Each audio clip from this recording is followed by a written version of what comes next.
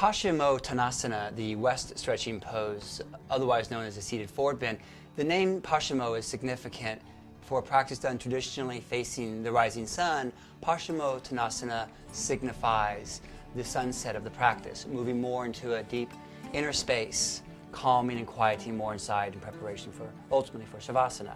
Here we start with the foundation of Dandasana, as with all seated forward bends. If a student has difficulty sitting up tall with a neutral pelvis, as in Dandasana, encourage the use of a prop underneath their sitting bones. I'm going to ask Noemi to slide her hands slightly forward along her legs and to clasp without losing the length of her spine, to pull and lengthen her through her spine. Students who are unable to clasp their feet without rounding the spine should encourage to use a strap and to hold the strap with their arms straight while sitting tall, and then to create a dynamic tension between the pull on the strap and the flexing of the feet to help encourage the drawing of the pinky toe sides of the feet back and the pressing of the balls of the feet forward, keeping the heels grounded, the legs active, and the inner thighs spiraling down. I'll step behind Noemi to accentuate the grounding of her sitting bones. Sitting behind her, I place my hands firmly on the tops of her hips. Grounding down, I'm going to ask Noemi to release the strap because I know that she doesn't need the strap, and put it to the side. And then with her hands again by her sides, rooting down, inhaling, lifting up. With the exhalation, I'll encourage her to smooth her torso forward and fold forward and down as far as she comfortably can. And then with the inhalation, to round slowly all the way back up with the chin at the chest. Come up as high as it takes to get the most length to her spine and expansion across the chest, and then to move slowly back forward and down. And inhaling, as she comes back up, I root down through her hips to help create more ease through her lower back. She comes up, opens across the heart center, and slowly moves back forward and down. Encourage your students to stay with this undulating movement as long as they like, little by little, moving farther and further forward. And staying with the breath, we'll do this one more time, inhaling, lifting and expanding, and then slowly releasing out and down. This time Noemi will stay there with her hands on the floor by the sides of her feet.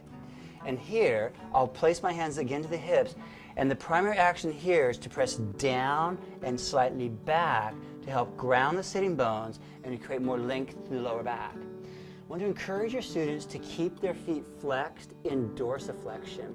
Doing that will also intensify the stretch in the hamstrings muscles, in which case a student can point the feet somewhat farther forward, but be aware that that compromises the engagement of the quadriceps muscles and makes it a little bit more intense on the hamstrings.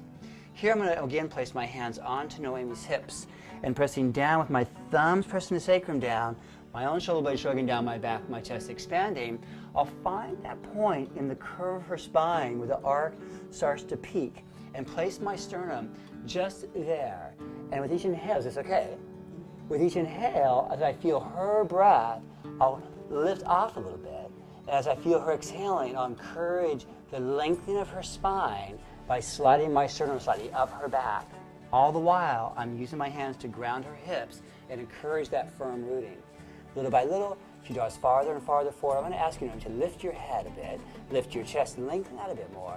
And again, now with my hands on the shoulders, I'll rotate the shoulders to draw the shoulder blades more down the back and encourage more length and expansion across the heart center. Shoulder blades down the back, and eventually, I draw my hands to the feet, draw those pinky toe sides of the feet back, and keep breathing with your student, coordinating your breath with hers.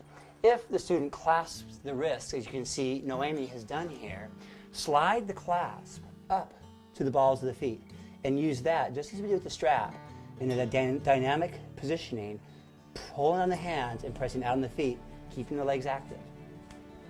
When a student starts to rise from Paschimottanasana, it's helpful to place further pressure down on the hips. And then with the inhalation, I'll ask her to slowly draw back up with my hand drawing down her back to encourage the release of her shoulder blades down her back, spaciousness across the heart center. Returning to Dandasana, the staff pose.